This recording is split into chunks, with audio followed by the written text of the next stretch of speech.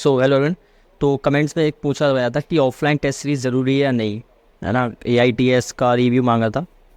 तो उसका अगर मैं AITS का रिव्यू बताने वाला हूँ इस वीडियो में, मतलब ये बताऊंगा कि ऑफलाइन टेस्ट की नीड क्यों होती है, ऑफलाइन टेस्ट सीरीज़ की हमें, और कौन सा बेटर रहेगा, कहाँ आप मतलब किस की ले सकते हो आप। मतलब बहुत सारे इंस्टीट्यूट है ना, LN आकाश, बहुत सारे, तो PW अपना, और बहुत सारे ऐसे। और ऑनलाइन टेस्ट सीरीज़ में से क्या दिक्कत होती है जिस वजह से हमें ऑफलाइन लेनी पड़ती है।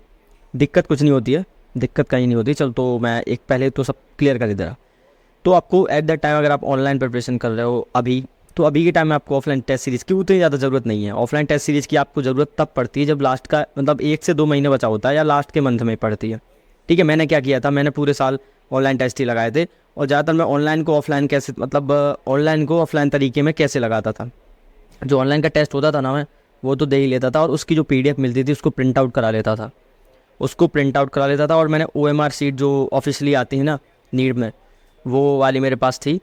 वो मतलब उसकी PDF थी, तो PDF को प्रिंट आउट बहुत सारी 50 से 100 मैंने करा कर रखी थी। तो जब भी मैं टेस्ट देता था, अगर ऑनलाइन भी टेस्ट दे रहा तो OMR शीट एक रख लेता था अपने पास में, और उस पर वो बबल कर देता था। और जब वो ऑनलाइन टेस्ट खत्म हो जाता तो उसकी PDF बाद में आ जाती है। तो वो नेक्स्ट मैं एक टेस्ट को 2-2 3-3 बार अटैम्प्ट करता था ना, बताया था मैंने।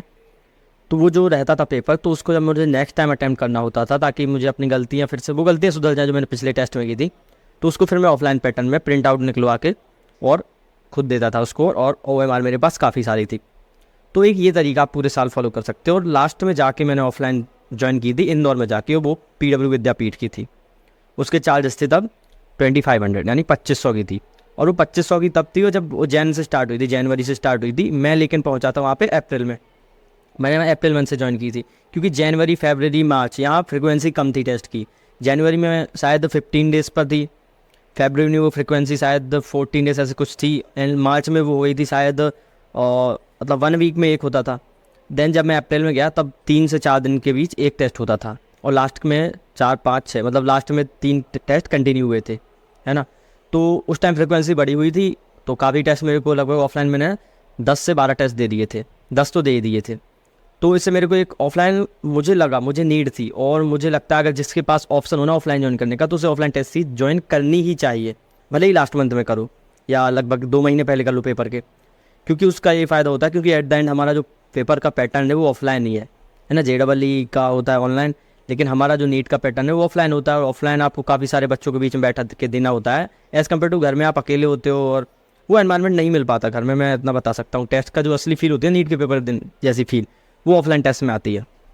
या तो आप रिव्यू पूछ रहे हो तो PWAITS का अगर मेरे से तुम रिव्यू पूछोगे तो सही था, क्योंकि मैंने PWAITS क्यों ख़रीदा, तो उसका रीज़न सही था ना। अपना PW अफोर्डेबल है ना।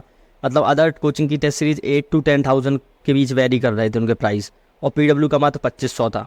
और जब मैंने उसके टेस्ट अटैम्प्ट किए तो बहुत सही थे। मतलब मुझे ऐसा नहीं लगा कि मुझे, जब मैं पेपर देने गया तो ऐसा नहीं लगा कि मतलब टेस्ट में कोई कमी थी, ये वो नहीं। उसके पेपर बढ़िया थे, हाई मतलब ठीक क्वालिटी के थे, ऐसे ना बहुत ज़्यादा और टफ होंगे ना बहुत ज़्यादा इजी, मतलब मीडियम लेवल के थे। और मतलब नीट लेवल आप मान सकते हो, नीट से अपर लेवल ही था वो उसका पेपर। और वहाँ फील आ ही जाती थी बिल्कुल प्योर ऑफलाइन जैसी, क्योंकि जो हमें PW विद्यापीठ के अंदर सिर्फ मात्र से 1 से 2 या 2 से 3 टेस्ट ही दिए होंगे मैंने। बाकी सारे वो क्या करते थे, अरेंजमेंट करवा देते थे किसी स्कूल, इंदौर में जो भी पास में स्कूल था वहाँ वो अरेंजमेंट करवा देते थे, तो हमें वहाँ जाना पड़ता था। अब वहाँ एक क्लास में बहुत सारे 50 से 60 100 ऐसे बच्चे बैठे हो, तो वहाँ अलग ही फील आती थी कि हाँ भाई, मतलब मेरे को लगता था कि मैं नीट का पेपर अटैम्प्ट करके आ रहा हूँ। और वहाँ मेरे मार्क्स मैं बता ही चुका हूँ, 450 to 550 वेरी करते थे। मतलब 550 तो गए नहीं, सॉरी, 450 से 520 के बीच वेरी करते थे, और ज़्यादातर मेरे 450 के लाइन में ही आए हैं।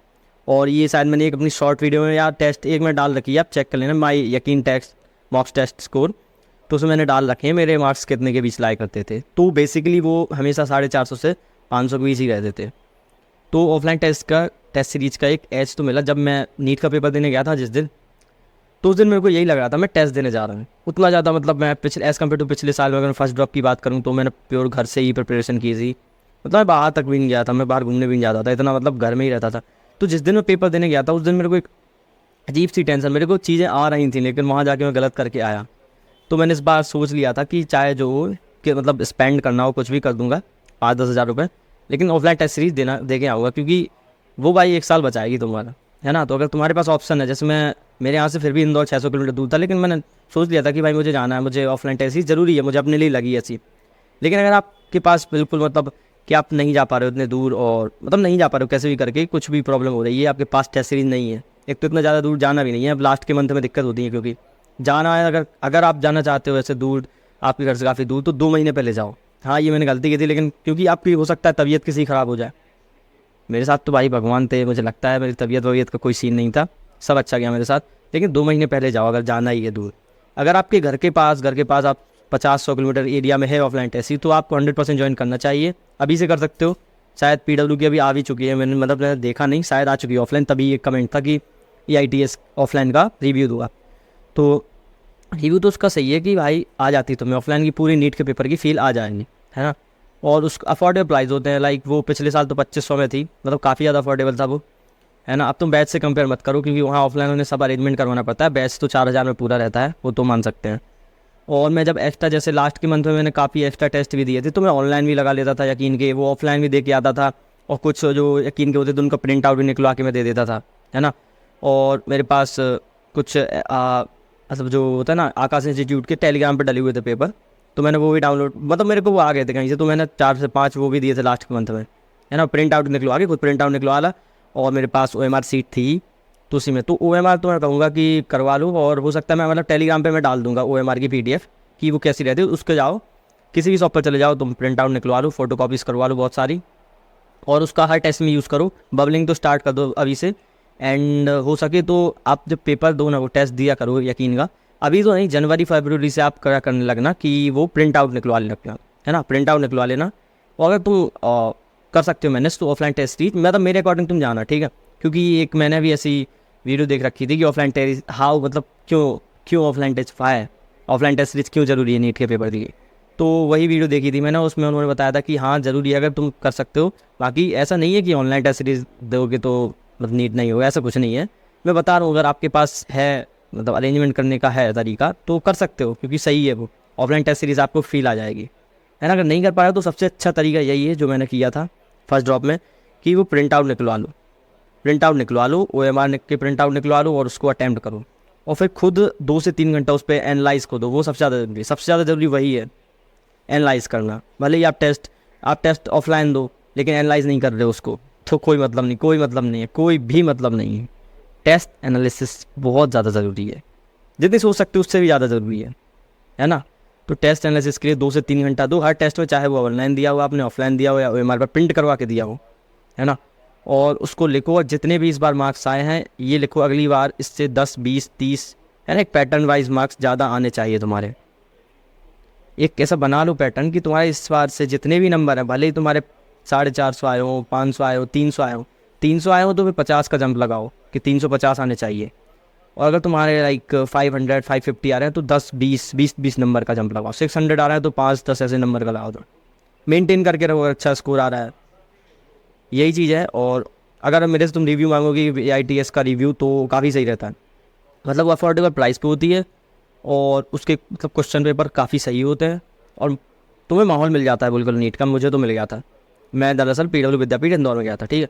हाँ, वहाँ भी कुछ दिक्कतें आई कि जैसे अब वहाँ पे क्या होता था कि एकदम से पता चलता था कि अब मतलब सबके में नोटिफिकेशन, मेरे में नोटिफिकेशन नहीं आ रही थी, क्योंकि मैंने लेट ज्वाइन किया था। मैंने वो जनवरी में आ गई थी टेस्ट सीरीज, लेकिन मैंने मार्च में ज्वाइन किया था, तो जिस वजह से क्या होता था मेरे पास नोटिफिकेशन काफ़ी लेट आती थी, नोटिफिकेशन नहीं आती थी मेरे में, सबकी में आ जाती थी कि आज ये सेंटर वो है। तो मुझे थोड़ा वहाँ विद्यापीठ तक जाना पड़ता था, और वहाँ सेंटर पता करना पड़ता आज के कौन सा सेंटर है, फिर वहाँ से रैपिडो करो, है ना। तो ऐसी कुछ दिक्कतें आई थी, तो वो शायद मेरी गलती है या कुछ भी करो, क्योंकि उस टाइम काफ़ी ज़्यादा एडमिशन हो रहे थे विद्यापीठ में, तो मैनेजिंग थोड़ा कम था। अब तो मैनेजिंग अच्छा है वहाँ पे, ठीक है। तो चेकआउट कर सकते हो आप, मतलब। और ऐसा कोई प्रमोशन नहीं है, वो तो एक डाउट था कि EITS का रिव्यू दे दो, तो EITS का रिव्यू, मतलब मैं कोई लिंक शेयर नहीं करने वाला कि यहाँ से ये कर दो, ये खरीद दो, नहीं, ये प्रमोशन नहीं है, मेरा खुद का एक्सपीरियंस है। और मतलब सही है, 2500 में वो सही थी। अदर कोचिंग की देखो तो 8 से 10 हज़ार में थी उस टाइम भी, एक महीने लास्ट के महीने के लिए भी, क्योंकि वो टेस्ट सीरीज स्टार्ट तो पहले हो गई थी, लेकिन फुल सिलेबस और half of the syllabus start हुए थे अप्रैल में, तो तभी मैंने ज्वाइन की, ठीक है। और बाकी कोई क्वेरीज हो तो डाउट्स में डाल देना। Thank you.